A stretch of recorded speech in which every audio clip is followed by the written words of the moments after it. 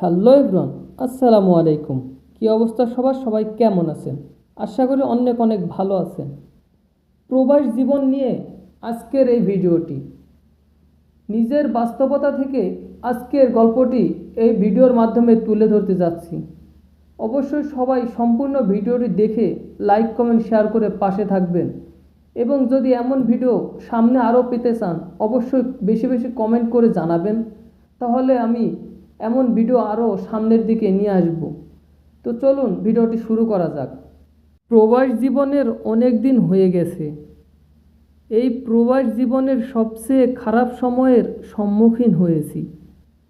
কত আপনজন ছিল, তাও একা খারাপ সময়গুলো দিনের পর রাত পার করছি।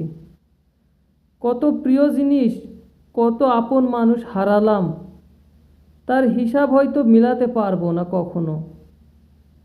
জীবনের মূল্যবান সময়গুলো হারিয়েছি এই প্রবাস জীবনে। নিজের চাওয়া পাওয়াগুলো হাসি মুখে বিসর্জন দিয়েছি। প্রতিনিয়ত শিখেছি বাস্তবতা, চিনতে পেরেছি মানুষ, জীবন নিয়ে কিভাবে সংগ্রাম করতে হয়। দিনের পর রাত, রাতের পর দিন যে মায়ের ছেলেটার মুখে ভাত তুলে না দিলে খাইতে চাইতো না, সে মায়ের ছেলেটা আজ সূর্য ওঠার আগে ওঠে, সূর্য ডুবার পরে বাসায় ফিরে। পরিস্থিতি মানুষকে পাল্টে দেয়। প্রবাস দুনিয়ার প্রত্যেকটা প্রবাসীর জীবনে রয়েছে বুক ফাটা আর্তনাদ। পরিবার পরিজনদের মুখে হাসি ফুটাতে চলছে যুদ্ধ। কিভাবে ভালো রাখা যায় প্রিয় মানুষগুলোকে, কিভাবে ভালো রাখা যায়, তাদের চাওয়া পাওয়াগুলো পূরণ করা যায়, সেই চিন্তায় রাতের ঘুমকে দিয়েছে প্রতিনিয়ত ছুটি।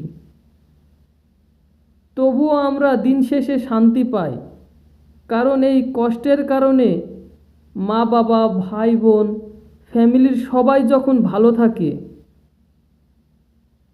ভালো থাকুক ভালোবাসার মানুষগুলো, ভালো থাকুক পৃথিবীর সকল প্রবাসীরা। বাস্তব জীবন থেকে নেওয়া ঘটনা। কার কার জীবনে এমন ঘটনাগুলো ঘটেছে অবশ্যই সবাই কমেন্ট করে জানাবেন।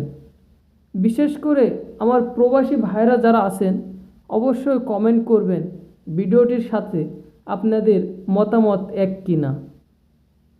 এমন নিত্য নতুন ভিডিও পেতে রুবেল হোসেন পেজটি ফলো করে পাশে থাকুন। ইনশাল্লাহ নতুন নতুন ভিডিও নিয়ে